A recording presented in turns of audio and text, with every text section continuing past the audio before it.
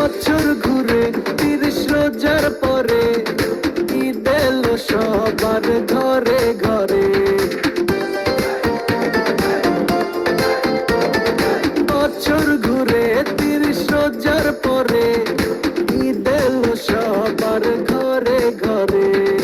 আজকের এই চাঁদ রাতে নাচবো সবাই, কাঁপাবো চাঁদ রাতে সবাই মিলে, বাঁধবো খুশির ঈদ একই সাথে। দেখো আকাশেতে